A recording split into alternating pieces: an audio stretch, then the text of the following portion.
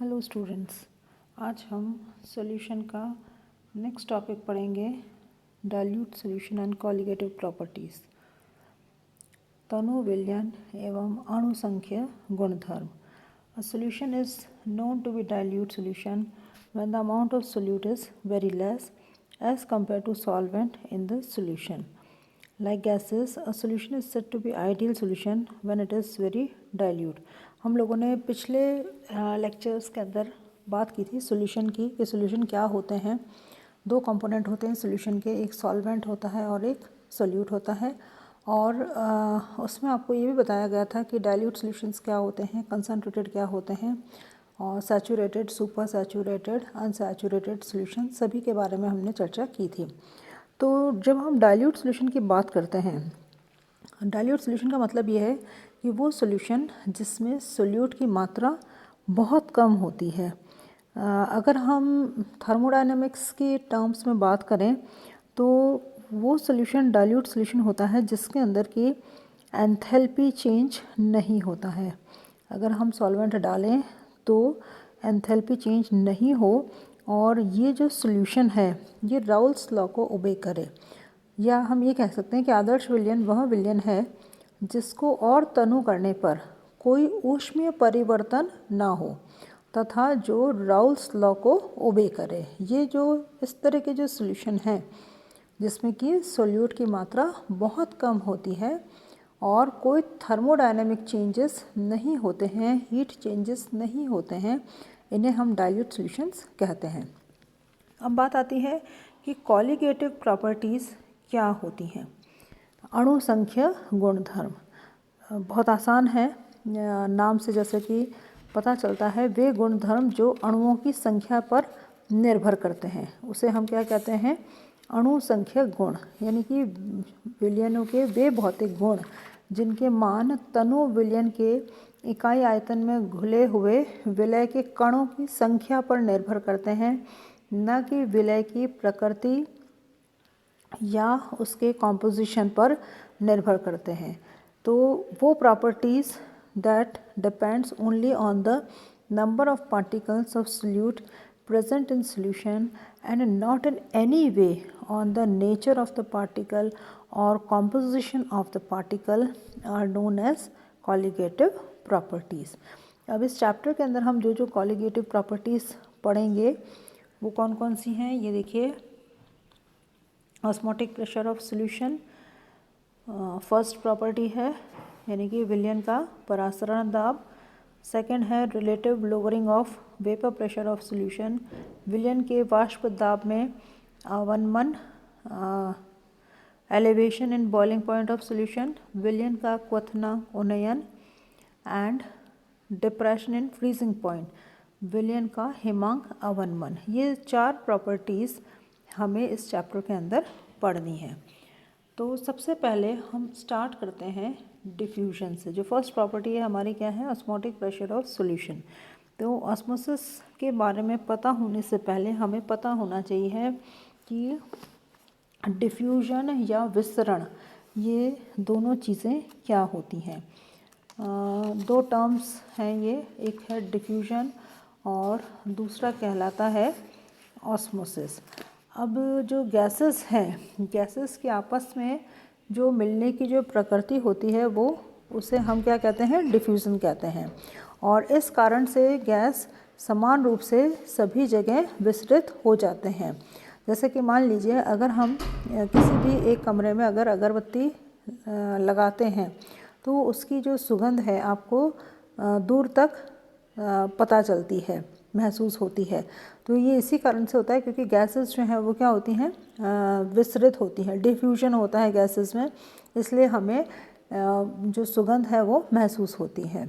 या अगर हम अमोनिया की बोतल खोलें तो उसकी स्मेल भी आपको पता चलती है। तो ये प्रूव करता है कि गैसेस के अंदर डिफ्यूजन होता है।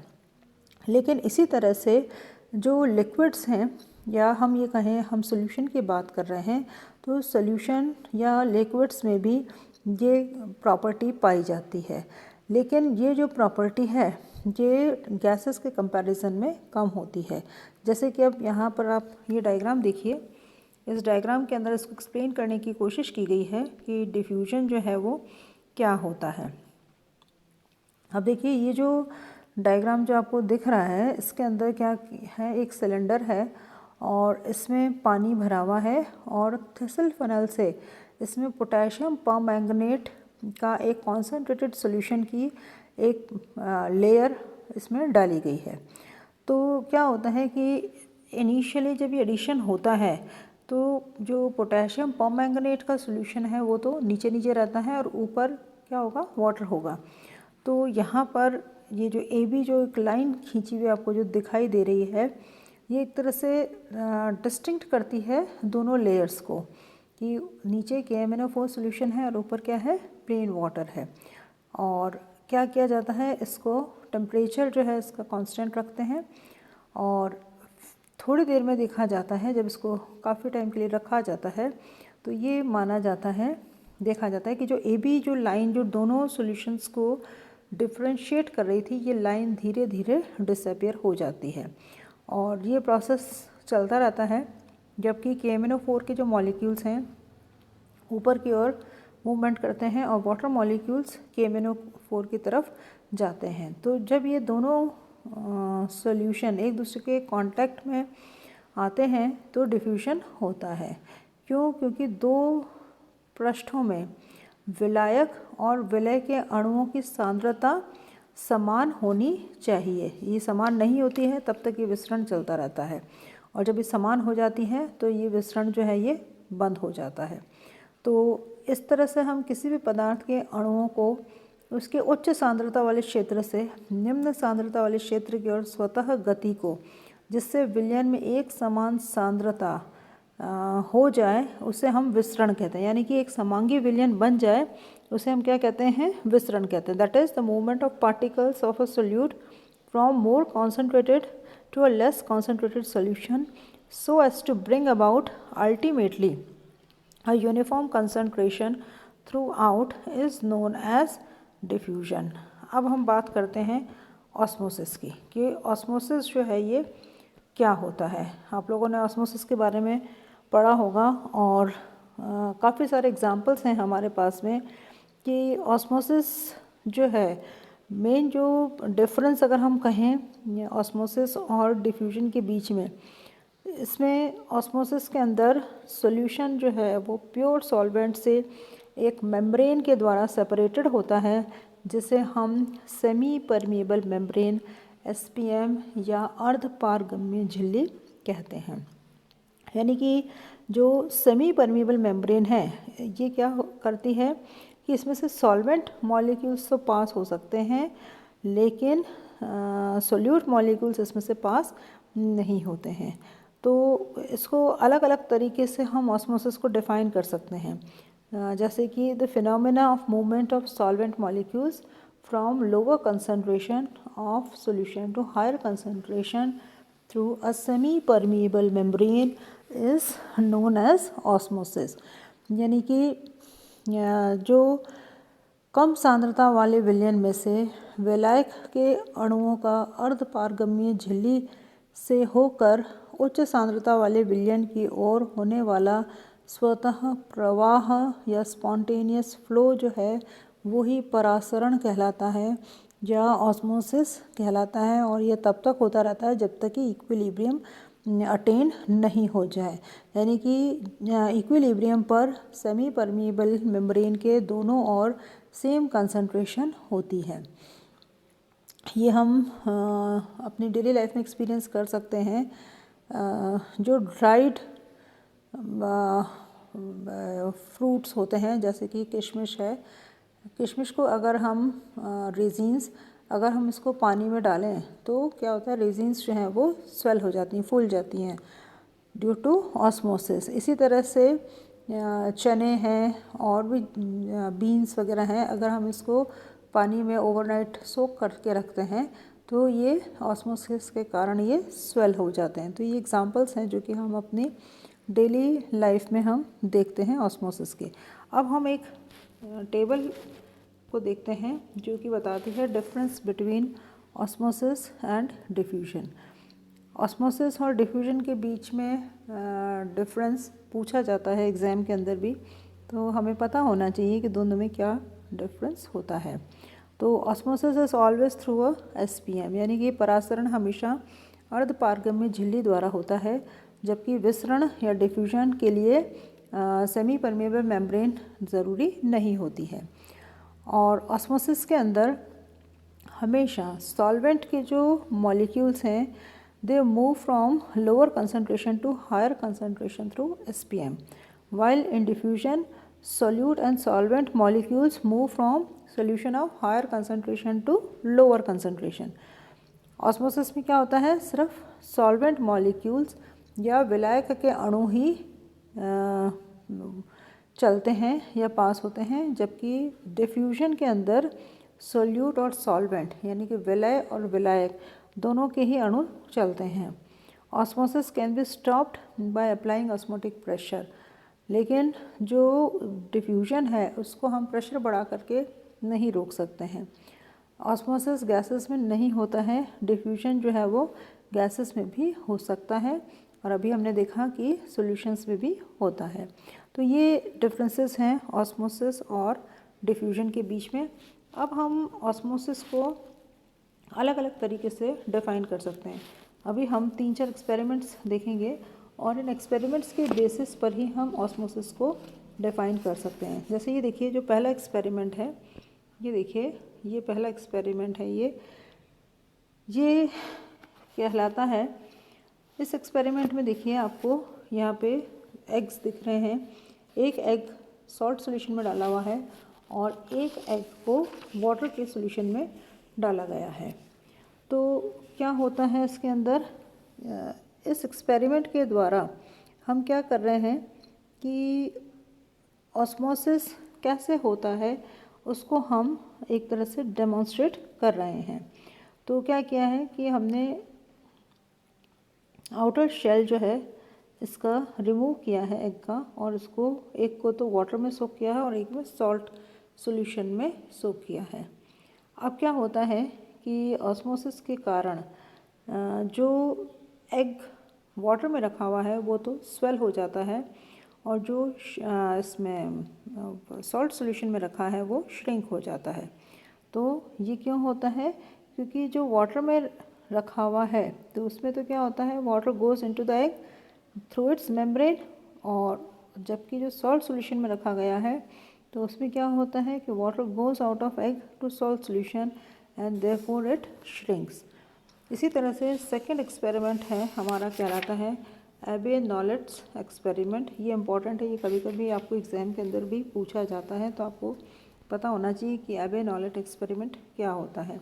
ये देखिए, ये जो एबे-नॉलेट एक्सपेरिमेंट है इसका एक डायग्राम है। इस डायग्राम के अंदर आपको दिखाई दे रही है ये फनल दिखाई दे रही है, जिसको कि इन्वर्टेड करके और पानी से भरे हुए एक बीकर में रखा गया है, और फनल के माउथ पर एक सेमी परमीबल मेम्ब्रेन लगाई हुई है। इसके अंदर हमने देखिए जो बाहर जो बीकर है उसमें वाटर लिया हुआ है, और जो ये फनल है इसके अंदर शुगर का सॉल्यूशन लिया हुआ है। अब क्या होता है, ऑस्मोसिस के कारण कुछ समय बाद में हम ये देखते हैं कि जो शुगर का सॉल्यूशन है वो राइज करता है इस जो फनल, इन्वर्टेड फनल है इसके अंदर, और उसके बाद में ये स्टैटिक हो जाता है। तो ये जो राइज करता है और फिर बाद में ये रुक जाता है, इसका कारण क्या होता है, हाइड्रोस्टैटिक प्रेशर या द्रव का स्थैतिक दाब। जो द्रव का स्थैतिक दाब है, जो कि लिक्विड कॉलम का जो द्रव का स्थैतिक दाब है वो किसका माप है, वो है परासरण दाब का माप है। यानी कि ये जो ऑस्मोटिक प्रेशर है इसको हम किससे एक्सप्रेस करते हैं, पाई से एक्सप्रेस करते हैं। तो पाई जो है वो किसके बराबर होगा, HDG के बराबर होगा। यानी कि यह द्रव स्थैतिक दाब जो कि अर्धपारगम्य झिल्ली द्वारा जल के और अधिक अणुओं के प्रवाह को रोकने के लिए पर्याप्त हो, वो क्या कहलाता है, परासरण दाब कहलाता है। इसी तरह से हम एक और एक्सपेरिमेंट करते हैं। यहाँ पे देखिए, यहाँ पे एक U शेप की ट्यूब है जिसके अंदर हमने क्या किया गया है, कि देखिए एक तरफ तो सॉल्वेंट है, एक तरफ सॉल्यूशन है और बीच में SPM है। तो और इधर की तरफ हमने ये पिस्टन लगा रखा है। तो क्या होता है कि जो सॉल्वेंट के मॉलिक्यूल्स हैं वो क्या होता है, SPM के थ्रू इसमें सॉल्यूशन कंपार्टमेंट में आएंगे, और जो ये वाटर का लेवल है, या हम ये कहें जो सॉल्यूशन का जो लेवल है वो बढ़ेगा, और उसके बढ़ने से क्या होता है कि पिस्टन जो है वो ऊपर की तरफ उठता है। तो अगर पिस्टन का जो मूवमेंट है that can be prevented by applying external pressure on the piston to keep it in the original position. Now thus this mechanical pressure that must be applied on the solution in order to prevent osmosis is the osmotic pressure of the solution. मतलब ये है कि विलयन पर कितना बाह्य दाब लगाया है, एक्सटर्नल प्रेशर कितना लगाया है, जो कि SPM में से सॉल्वेंट के मॉलिक्यूल्स का जो फ्लो है वो रोकने तथा तल के अंदर साम्य स्थापित करने के लिए आवश्यक हो, वो परासरण दाब कहलाता है। तो इस तरह से हम ऑस्मोटिक प्रेशर को डिफाइन कर सकते हैं। अब देखिए एक और मेथड है जिससे कि हम ऑस्मोटिक प्रेशर को डिफाइन करते हैं। एक ये मेथड जो है ये, इसमें आप देखिए यहाँ पर आपको एक बेल जार दिखाई दे रहा है, और यहाँ आपको 2 बीकर दिख रहे हैं, जिसमें एक के अंदर तो क्या है, सॉल्यूशन है, और दूसरे के अंदर सॉल्वेंट है। अब देखिए यहाँ पर एक चीज़ जो ध्यान में रखने वाली है वो ये है कि जो प्योर सॉल्वेंट होता है उसका वेपर प्रेशर ज़्यादा होता है। तो वेपर प्रेशर सॉल्वेंट का हमेशा हायर होता है एज़ कम्पेयर टू सॉल्यूशन। तो क्या होगा, सॉल्वेंट मॉलिक्यूल्स जो हैं वो सॉल्वेंट से सॉल्यूशन तक तब तक मूव करते हैं जब तक कि सॉल्वेंट और सॉल्यूशन का वेपर प्रेशर इक्वल नहीं हो जाता है। तो thus osmotic pressure may be defined as the additional vapour pressure of solvent which causes movement of solvent molecules from pure solvent to solution, or this is equal to that additional pressure which should be applied on the solution so that its vapor pressure becomes equal to that of solvent। यानी कि परासरण दाब व आधिक्य दाब है जिसे विलयन पर लगाया जाए ताकि विलयन का जो वाष्प दाब है वो विलायक के वाष्प दाब के समान हो जाए। यानी कि ये जो एक्सपेरिमेंट है इसके अंदर हम वेपर प्रेशर के टर्म्स के अंदर ऑस्मोटिक प्रेशर को डिफाइन कर रहे हैं। तो इस तरीके से हमने ये 4 एक्सपेरिमेंट्स के द्वारा ऑस्मोटिक प्रेशर को अलग अलग तरह से डिफाइन किया है। नेक्स्ट लेक्चर के अंदर हम सेमी परमिएबल मेम्ब्रेन के बारे में पढ़ेंगे। Thank you.